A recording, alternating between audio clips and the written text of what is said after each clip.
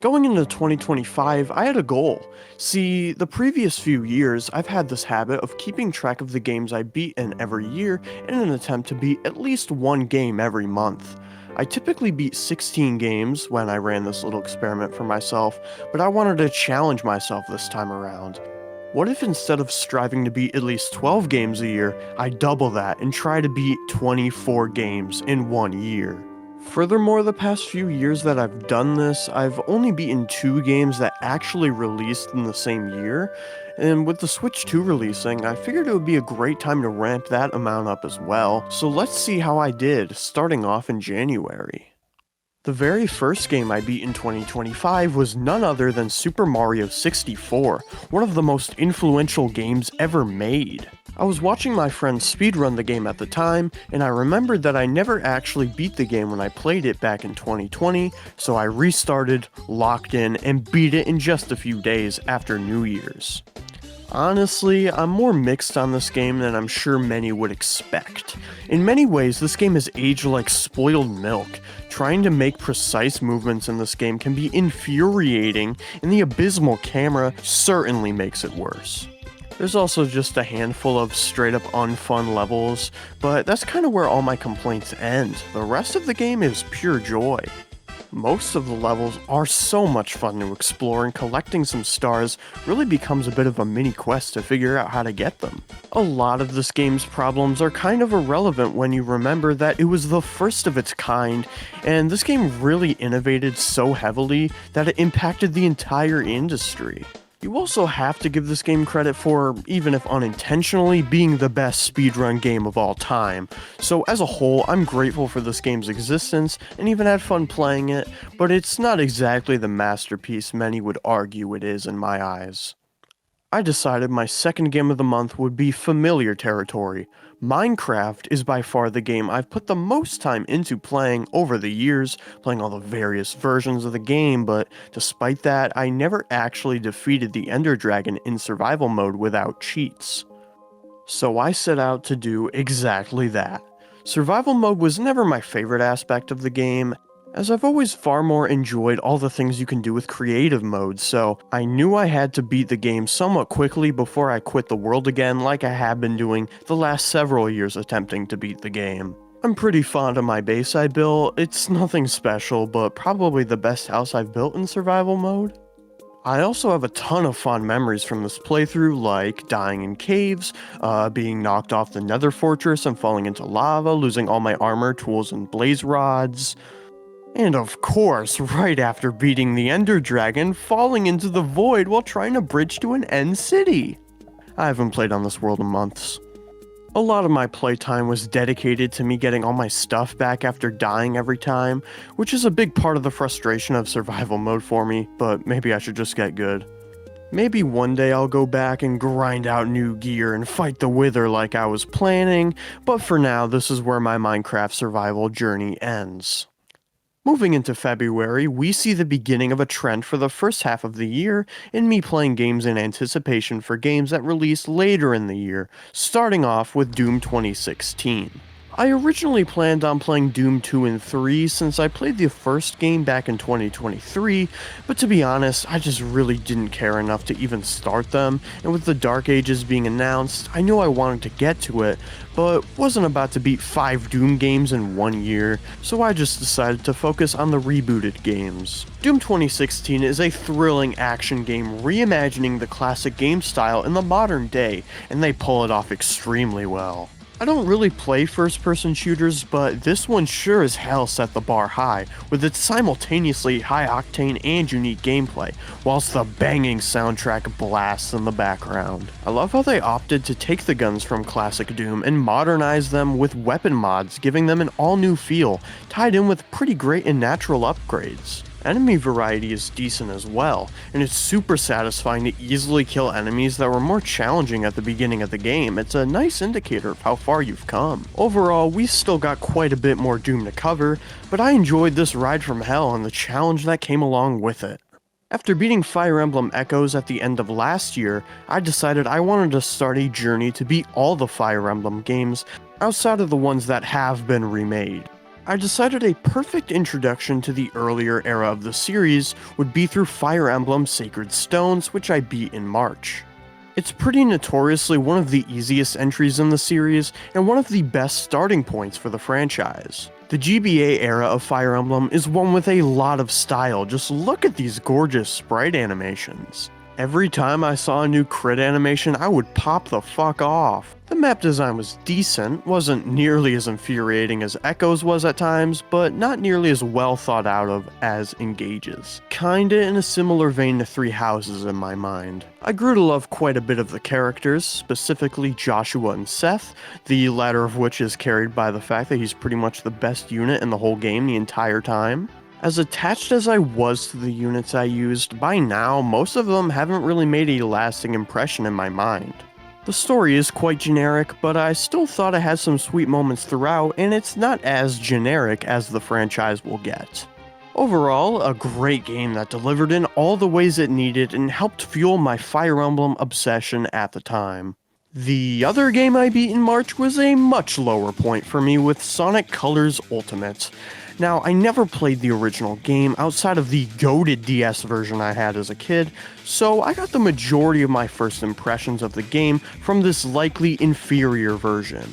The additions to this game are definitely the most baffling of all, like, I don't know, cosmetics? But I still can't even say I enjoyed the core gameplay experience either. I found the levels to be either bafflingly short, extremely average, which is where most of them fall under, or the few I genuinely enjoyed. I did encounter a couple of glitches during my playthrough, not nearly as many as I'm sure there would have been at launch, but enough times for it to ruin a level I probably would have enjoyed otherwise. I think one of the biggest things that holds this game back is the controls. The platforming just doesn't feel good. Unfortunately, this is the version of the game we got, and it is quite frankly one I think is a bad video game. It's pretty rare I end up playing something I outright dislike, but at least this means we can look forward to better games the rest of the year. Heading into April, I knew it was finally time to beat Doom Eternal, and this one took a bit longer for me to get into, but by the time I reached the credits, I ended up liking this game more than 2016.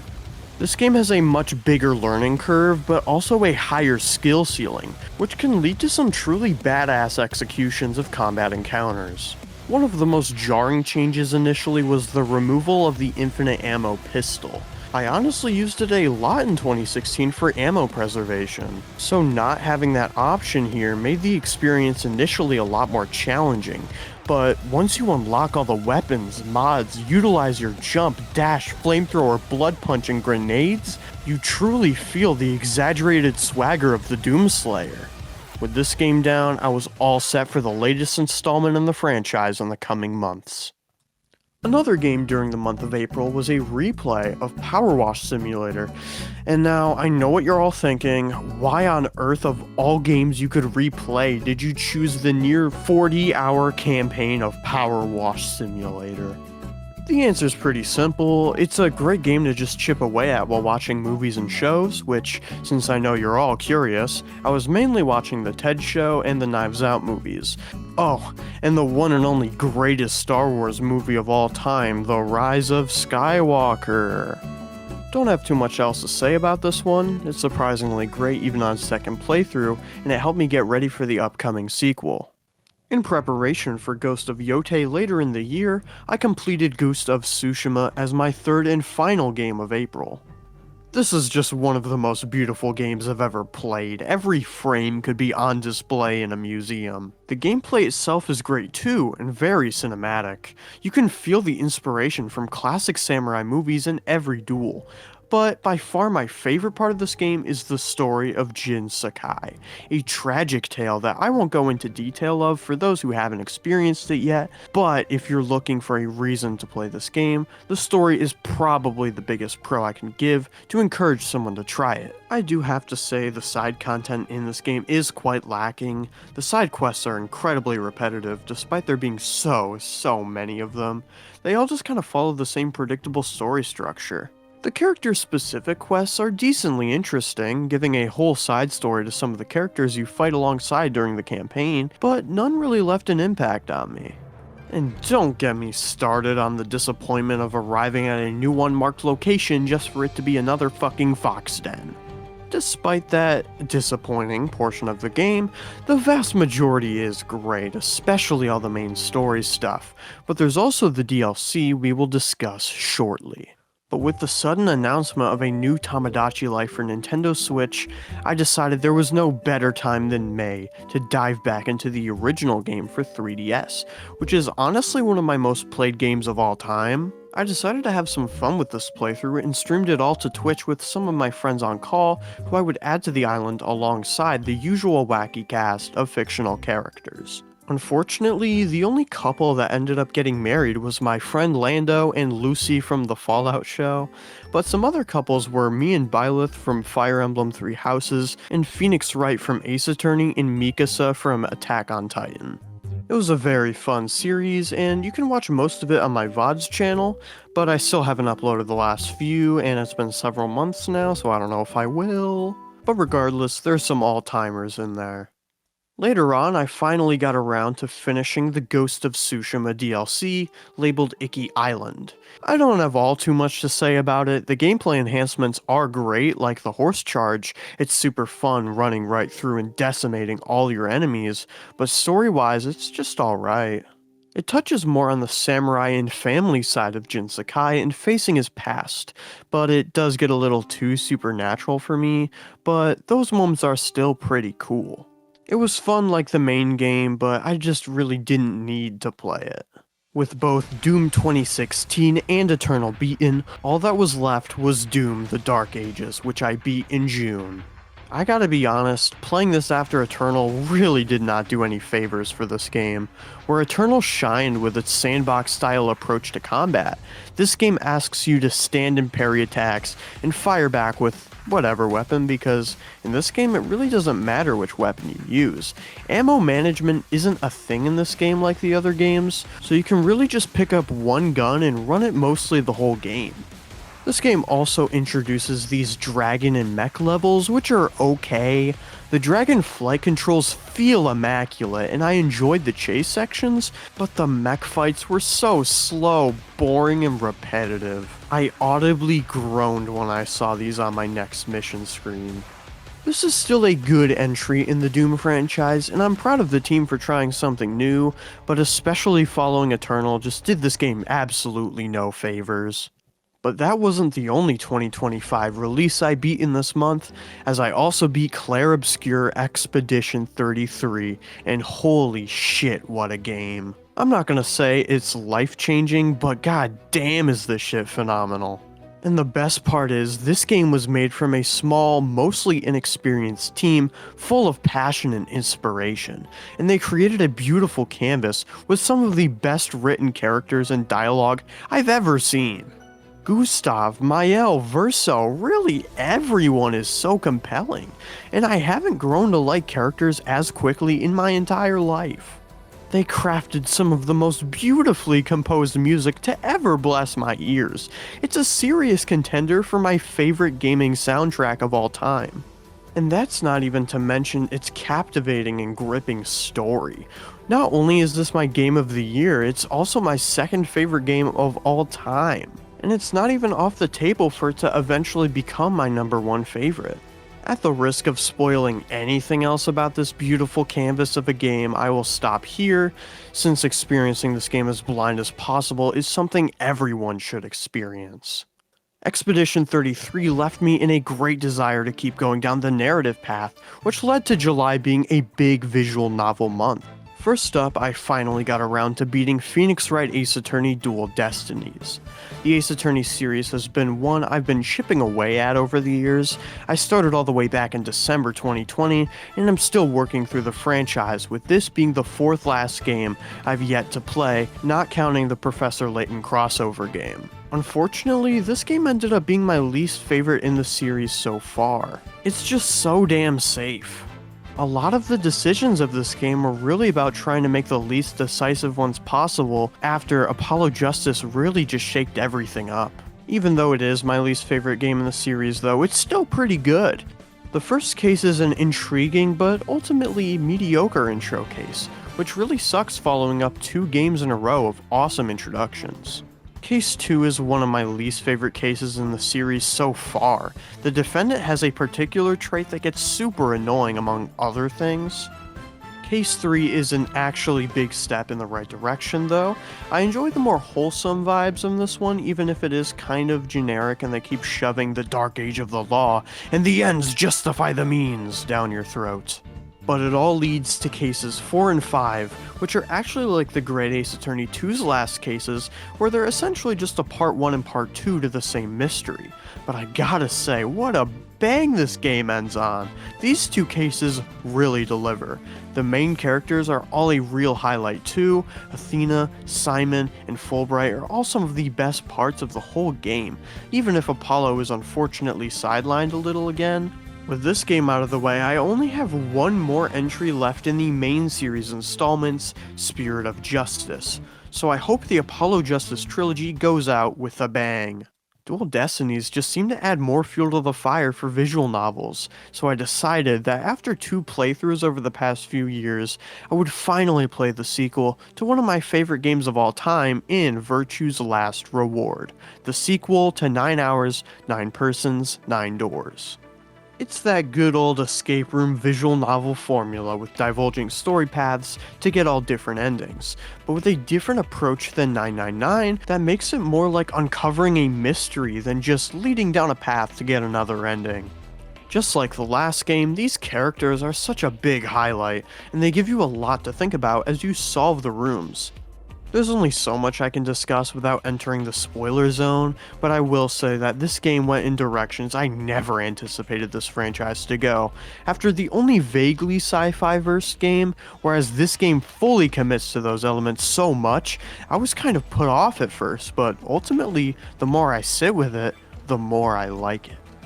A huge part of it is because over the past 3 years, I've had so many headcanons about where I thought the story and characters of the first game would go, and let's just say I wasn't even in close proximity. The ending of this game directly sets up the 3rd and final entry of the franchise, which I heard sucks, so I'm putting that off for next year, but I'm at least certain it won't take me another 3 years to get there. In August, I had an idea for a video series that never really panned out, where I was going to replay the Marvel Spider-Man games to see how they hold up. I ended up beating the Spider-Man PS4 Remastered version, but I just didn't think I had anything new to say about these games when there's already so many greater analyses than whatever I could have cooked up. Maybe once Spider-Man 3 is on the horizon, I will revisit this idea, but for now I'm quite happy that I even revisited the game at all, as I first played PS4 back in 2022, but never revisited it and never even platinumed it, or hell, even finished the DLC all the way through. So it served as a great reminder for how much I love this game and this game series so far, no matter how much Twitter will try to convince me otherwise. An unexpected turn came before I could finish the DLC, however, as my friends contacted me about doing a 2v2 randomized cage lock of Pokemon Black and White, my childhood favorite games, as well as just my straight up first video game ever. I had only ever replayed it once in middle school, so I was more than down to venture back through the Unova region with this exciting twist. Going quickly back to the 2v2 randomized cage lock bit to explain for the casuals or people who just aren't virgins, I'll break that down for you. A randomized cage lock is when all Pokemon and items in the game are shuffled around, so that Route 1 Lillipup could be anything from a Metapod to Arceus itself. Cage locks are a competitive challenge to play Pokemon with other people, in this case we did it in pairs of 2. Thing is, in this mode you can only catch the first Pokemon you encounter in a new area, and if that Pokemon faints you can no longer use it. Now, not to name any names, but one person on the opposite team of mine did in fact break these rules many times. Can you guess which team won in the end? One final rule to mention is that after each gym battle we must all send in one Pokemon from our parties, and the pairs must fight for a reward, but the losing Pokemon are also unusable. Some standouts of the Pokemon that I used in this run were Snorlax, Scrafty, and my late game Reshiram. All of that to say, I had a lot of fun revisiting my childhood, even if almost all of my encounters were fucking grass and normal types. We may not have won the cage lock competition, but I sure as hell did beat the game, so it counts. Shortly after the cage lock wrapped up, I finally beat the Spider-Man DLC. Part 1 is easily my favorite of the whole package, as Black Cat is just a great character and her chemistry with Peter really enhances her effectiveness. In contrast, I'd say Part 2 is my least favorite of the package. Definitely not bad, but it's just fine. I think Yuri's arc should have been handled over the course of a whole game, not just 1/3 of a DLC and a side quest of another third. The side quests were most annoying in this part in my opinion, but Part 3 was a good rebound and ended things off well, giving Silver Sable some much needed development. I think my least favorite part of this DLC is that in order for the 100%, you have to do all the crimes in each DLC, which is just doing the same things over and over and over and over and over again. It would be one thing if they were quick, but they're just not. They're so time consuming and there's a ton to do across the whole thing, so as a whole, it is an alright DLC, it's just nothing special. I can't even remember how it started, but September saw me venturing down a path no mere mortal could ever make it out of and still be sane. I speak of none other than 50 Cent Bulletproof. This is the worst game I've ever played, to a point where it's comical. The gameplay is incoherent and non-intuitive, and the story is, let's call it a special work of art. I'm not going to talk too much more about this game because it's got its own video in the pipeline for a while now. Hopefully it comes out soon. I really want to move on from it. Unfortunately, after a good while of trying multiple emulators, I couldn't get the 50 Cent Blood on the Sand ROM to ever work, so I just opted to do a last minute shorter game, which I found in 12 minutes. Back when the game first came out in 2021, I was quite obsessed with it. I thought it was a bold and interesting point-and-click game, but I had never actually played it myself, so I ended up knocking this game out over the course of a weekend, and it was a solid time. I'm definitely not crazy about it anymore, but that might have just been because I already knew the story beats. The literal gameplay loop is simple but effective, giving you enough to mess around with, but not too much to confuse you. Unfortunately, there is a little bit of an illusion of freedom, as the last few loops of the game are practically the same steps, with maybe one thing you do differently each, which kinda just comes off as wasted potential to me. But of course you have to give the voice actors their flowers. They really sell the story and the emotions, it really just wouldn't have worked without them. The beginning of October saw me randomly picking up and finishing a Pokemon Y playthrough I probably started a year or two ago, but hadn't even gotten the first gym badge yet. Generation 6 has always been one of my childhood favorites, and one that I've always thought was underrated, though unfortunately this playthrough did reveal quite a bit of this game's faults to me, especially as someone who primarily plays these games to team build. Since I like to play the main series games using only Pokemon from the region, that really limited possible teams I could build, not just for this playthrough, but any future playthroughs with the other starters. Ultimately, I decided to use 3 Pokemon I had used in my original Y playthrough from when I was a kid, being Greninja, Talonflame, and Mega Ampharos. As for team members I hadn't used before, Go-Goat served as a solid grass type since I always like having a fire-water grass trio. Asia Slash was a shining star on the team as a Pokemon I had always wanted to use, and it delivered. Lastly, Sylveon was another rewarding member after all the effort I put in to get it to evolve. Being able to get it so early in the game ensured it was always my highest level Pokemon almost the entire journey. These are very special games to me, so it sucks that a part of the charm is gone, but even if these aren't the amazing games I always defended them as, I still love X and Y and will always cherish Kalos for years to come. My initial Fire Emblem phase kinda wore out after beating Sacred Stone, so after a several month-long hiatus, I finally got around to grinding out Shadow Dragon this month too. Of all the entries in the franchise I've played so far, this is the most typical, unseasoned Fire Emblem game yet.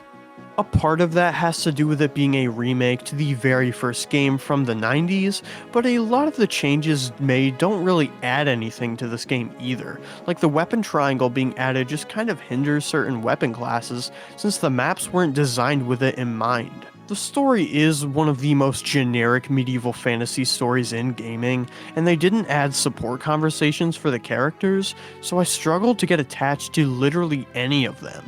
That being said, a weak Fire Emblem is still a fun time, since the core gameplay just resonates with me, but maybe my opinions on this game will change over time. Okay, hear me out, Power Wash Simulator, but more. That's right, in November, I beat the newly released Power Wash Simulator 2, and I still hadn't played Ghost of Yotei in a month, some real priorities I have. This game has quite a bit of quality of life improvements, which was all I could have asked for with this release. New equipment to wash higher up surfaces, as well as free soap, it's just the winning formula. Just like the first game, I watched a few shows during my playthrough, this time around being the Ghost Stories English dub, which sure was something, as well as half of Australian Survivor 2016. I ended up racking up 52 hours on this game in just a few weeks. Holy hell, do I need help.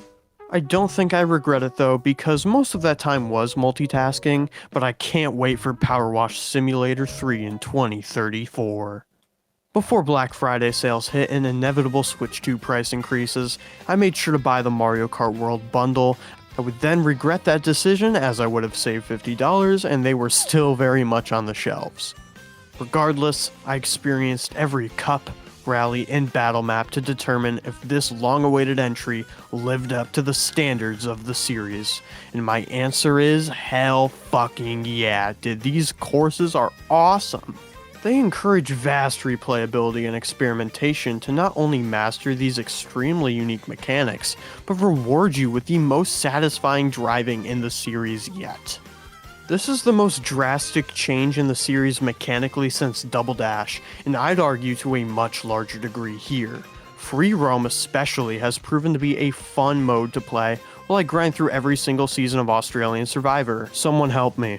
Knockout Tour is a great mode initially, and especially conceptually, but the more and longer you play it, it does start to feel kind of tedious when you're just kind of driving in a straight line, especially in the water. Those parts suck. Battle mode is also a bit of a letdown here too. Some of the maps are legitimately great, but as a whole, it just kind of feels like we're regressing almost to the original Mario Kart 8's battle mode. Despite some of its blunders, I'm very proud to call this one of the greatest Mario Kart entries we've ever seen. As the month turned to December and the year was coming to a close, there were still two big games I had to get in, so it was time to lock in. First up, Ghost of Yotei. Since I beat Tsushima earlier this year, I wasn't nearly as excited as everyone else was around me. I knew I was in for more of the same, so despite buying the game on day one and playing for a few hours, I hardly touched it until the start of the month.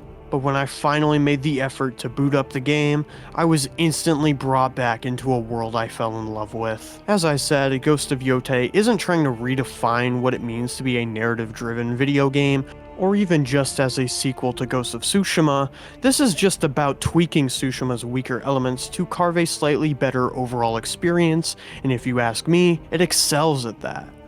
The one thing I will proudly give Tsushima more credit than Yotei is in the story, as this is a revenge tale that occasionally falls into cliché, but is still a well-told tale, and using revenge as a way to tell a story of being stuck in life was a brilliant choice that I can certainly relate to.